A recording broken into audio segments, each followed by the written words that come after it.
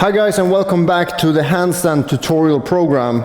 Today we're going to use the wall, and the first, I assume that you did the 200 reps of this drill that I showed you in the first video. Otherwise, go back and do it, okay?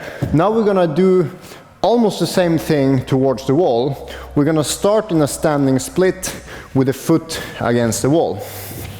Okay, so hands flat, foot in the wall, and then we're just gonna drill by lifting one foot up and lowering it down. And just figuring out the distance from the wall, how high up on the wall you should have your feet, that's gonna take a few tries, okay? So placing one foot in the wall and then lifting the other leg up and go down again is quite a challenge. So find the right distance. You can start further away from the wall, and as you start lifting up, you can walk your hands back. But the idea here is that you shouldn't get stuck in the wall, and you shouldn't be so far out that you're in a plank pose. So figuring out these distances is going to take you a little while. Okay, but the goal is to be able to go all the way up and all the way down without feeling that you're falling off from the wall. The beginner mistake number one is to start too far out. The dangerous mistake is to be too close to the wall so that you're rolling out of it. Make a habit of never falling over into bridge pose if you're really flexible, or rolling out like we do in warm-ups and judo training and stuff like that. So try to be super strict. The only way to get out of a handstand is, the only two ways to get out of a handstand is either start walking on your hands so that your feet fall down, looks like this. If I fall over, I move my hands and come down. Or option number two to exit strategy number two for handstands is cartwheeling out. So if I feel that I'm starting to fall over, I turn my hips and step out sideways. So these two should be practiced. If you have any fear of falling on your back, it's not dangerous for most people, but it can be a bit uncomfortable to fall flat on your back. If you have any hesitation because of fear, then you have to drill walking on your hands and cartwheeling out sideways, and until you're comfortable with that, drill that so that you can work the handstand drills without any fear, okay? So this is for sure a perfect drill if you did your 200 reps of the video number one. Just go up and down. It's a great strength and a little bit of cardio too, because your pulse goes up to 70–80% just from 6, 8, 10 reps.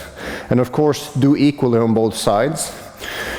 If you master this and you feel like things are going well, then you can turn the other way and start kicking up to the wall. But this is usually where I facepalm and just lose all hope in humanity, because when you try to kick up to the wall, it usually looks like this. Okay, people collapse, they fall on their necks, and they forget everything they learned when they try to kick up. So I want you to go back to the standing split and not bending the knees so much, and trying to rock not your feet to the wall, but you rock your hips and your ass over your shoulders. Look at the difference. Now I'm trying to kick up my feet to the wall. So I'm focusing on my feet and I'm trying to place them in the wall. Now I'm trying to rock my ass over my shoulders. Control. All right? My heel is touching the wall, but I'm not here. All right? Big difference. So if you try, get so close to the wall that your head can touch the wall, but not so close that you're leaning your shoulder blades in towards the wall. So your head should be able to touch the wall, but only just barely, okay? So your head should be able to touch the wall, and from there standing split. And don't try to get up all the way to the wall on the first try, because that's when you lose the technique and you start rabbit jumping, okay? So just a few jumps. You can switch legs every time or every second time.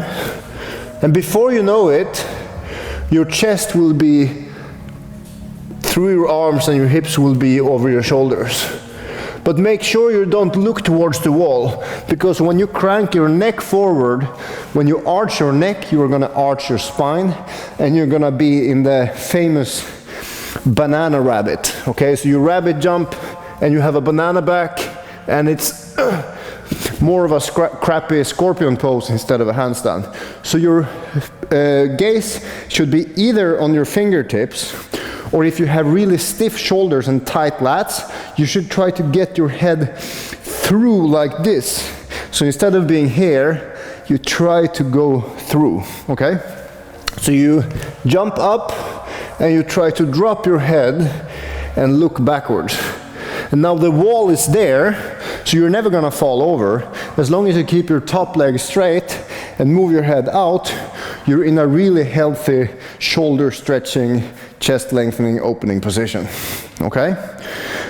One tip for those of you, I know you guys have good arm drags and you're strong and tight in the shoulders. And it's, for some of you, it's really hard to get any higher than here.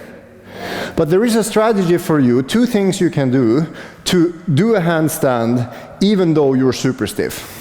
And if you can manage to get into this pose, this is for sure one of the best ways to stretch your shoulders. Okay? Those two things are, I assume that you bend your elbows. So the first thing is to straighten your elbows. But the two things you can do is to keep the hands not shoulder width, but slightly wider. Okay? So move your hands slightly, separate your arms to, if you try to hold your hands like this and go arms overhead, you can feel that there is compression and your shoulders are restricting you. But if you go really wide, it's easy to lift your arms overhead. Okay, so the wider you go, the higher your arms can reach and the more straight of a line you can have. Of course, if you have super wide arms, it's going to be harder too. So just separating your hands slightly is the first tip. The second tip is to turn the fingers a bit outwards. It makes it easier to straighten the elbows. Okay, because if you handstand with bent elbows, it's not really handstand, you're already doing handstand push-ups with bent elbows. So the start is to have straight elbows. Okay? Let's try that. Hands a bit wider, separate your fingers. With control, jump up and get your shoulders, get your chest through your shoulders and relax your neck. Okay, your first goal is to stay here for 3 seconds, then 5, and then 10. Okay, so one leg down, one leg up, and don't forget the engagement of the legs. Spread your toes, stretch your knees, and breathe. So now you have several strategies. You have exit strategies, you have inflexibility strategies, and you have a way to drill with your butt facing the wall and your head facing the wall, and you have a strategy for being tight and strong and straight and work in the middle of the floor. So this is a great foundation for handstands. And you probably have to work the first video again to remember all the details with the hips and the core. And you will probably have to rewatch this video when you have trained a few hundred of these. So do 100 kick-ups on each leg and 100 reps on each side. So 100 of these, 100 on the other leg, 100 kick-ups, and 100 kick-ups. So 400 reps minimum, that's the start, before you move on to the next video. Good luck, guys. Us.